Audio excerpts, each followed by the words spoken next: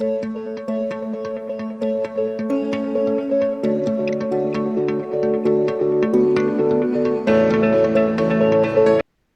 दोस्तों, आपका smart desk academy में स्वागत है। क्या आप जानते हैं दुनिया में हर दिन करोड़ों लोग माइक्रोसॉफ्ट एक्सेल का इस्तेमाल करते हैं। बड़ी कंपनियां हो, छोटे बिजनेस हो या सरकारी दफ्तर, एक्सेल हर जगह इस्तेमाल होता है। अगर आप एक्सेल सीख लेते हैं तो ये आपके कैरियर और बिजनेस दोनों को तेजी से आगे बढ़ा सकता है। तो चलिए आज से हम शुरू करते हैं माइक्रोसॉफ्ट एक्सेल का कंप्लीट कोर्स, बिगिनर से एडवांस तक। इस पूरे कोर्स में हम सीखेंगे एक्सेल की बुनियादी जानकारी, डेटा एंट्री और फॉर्मेटिंग, फॉर्मूला और फंक्शंस, चार्ट्स और पिवट टेबल, डैशबोर्ड क्रिएशन और एडवांस फीचर जैसे कि मैक्रोज और वीबी। लेकिन सबसे पहले हमें समझना होगा एक्सेल की बुनियाद क्या है। तो चलिए शुरू करते हैं आज का पहला लेसन, एक्सेल इंटरफेस। जब हम एक्सेल खोलते हैं तो सबसे पहले हमें एक वर्कबुक मिलती है। हमें ब्लैंक वर्कबुक सिलेक्ट करना है। वर्कबुक का मतलब है आपकी पूरी फाइल। सीट का मतलब है उस फाइल के अंदर का पेज। जब हम माइक्रोसॉफ्ट एक्सेल को ओपन करते हैं तब हमें सीट 1 बाय डिफॉल्ट मिलती है। इसके बाद हम अपनी जरूरत के अनुसार सीट 2, सीट 3, सीट 4 ऐसे हम मल्टीपल सीट्स को ऐड कर सकते हैं। ऊपर की तरफ हमें रिबन दिखता है जिसमें काफी सारे टैब्स होते हैं। होम बेसिक काम जैसे कॉपी पेस्ट फॉन्ट कलर करने के काम आता है। इंसर्ट चार्ट्स, टेबल इमेज को इंसर्ट करने के काम आता है। पेज लेआउट, पेज सेटअप और प्रिंटिंग के काम आता है। फॉर्मूला, अलग अलग फॉर्मूला की लाइब्रेरी रहती है इसमें। डेटा, डेटा इंपोर्ट और फिल्टरिंग के काम आता है। रिव्यू, स्पेलिंग चेक और प्रोटेक्शन के काम आता है। व्यू में आप जूम और पैनल सेटिंग को देख सकते हैं और कर सकते हैं। जब आप सीखना शुरू करते हैं तो हर टैब पर क्लिक करके उसके सभी ऑप्शंस को देखें। इससे आपको समझ में आएगा कि एक्सेल कितना बड़ा और शक्तिशाली टूल है। एक्सेल पूरी तरह से रोज और कॉलम से बना होता है। कॉलम वर्टिकल होते हैं और ए, बी और सी के नाम से पहचाने जाते हैं। रोज जो होते हैं हॉरिजॉन्टल होते हैं और 1, 2, 3 के नाम से पहचाने जाते हैं। रोज और कॉलम के मिलने से बनता है एक सेल। जैसे कॉलम ए और रो 1 बनकर मिलेंगे सेल A1। इसका सेल का एड्रेस रहेगा सेल A1। हर सेल का एक एड्रेस होता है जिसमें आप उसे आसानी से पहचान सकते हैं। तो आपने अभी देखा कि जैसे हमने यहाँ पे कोई भी अगर सेल हम सेलेक्ट करते हैं तो उसका एड्रेस जो है आप यहाँ पे देख सकते हैं D4। कोई और सेल हम सेलेक्ट करते हैं तो वहां उसका एड्रेस आप देख सकते हैं C8।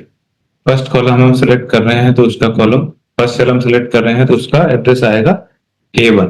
ऐसे ही अगर हम मल्टीपल सेल्स को सिलेक्ट करते हैं तो उसका एक रेंज बन जाएगा।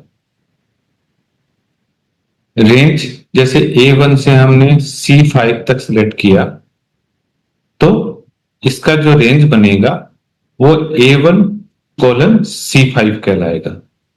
रेंज का उपयोग हम कई जगह करते हैं, जैसे फॉर्मूला लगाने में, डेटा फॉर्मेटिंग में, चार्ट बनाने में और भी काफी जगह रेंज का उपयोग हम कर सकते हैं। अगर आपने A1 से A10 तक में मार्क्स डालते हैं तो आप, और आपको टोटल निकालना है तो आप रेंज का इस्तेमाल करेंगे सम A1:A10। इससे आपका उस रेंज का टोटल निकल जाएगा। चलिए अब आप भी मेरे साथ करें। कॉलम ए में आप अपने दोस्तों के नाम लिखिए, जिसको हम हेडिंग दे सकते हैं नेम।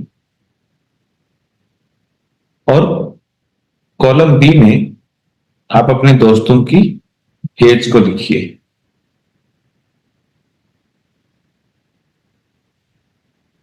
जैसे कि हम नाम, दोस्तों के नाम लिखते हैं A, B, C, डी या कुछ भी, मुकेश, सुरेश, सुनील, अनिल, मनोज,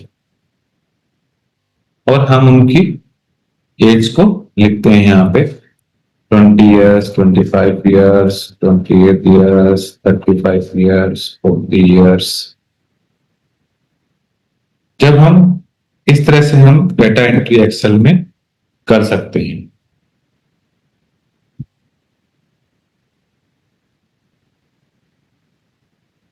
ऐसे ही हमें अगर इनके मार्क्स लिखने हो,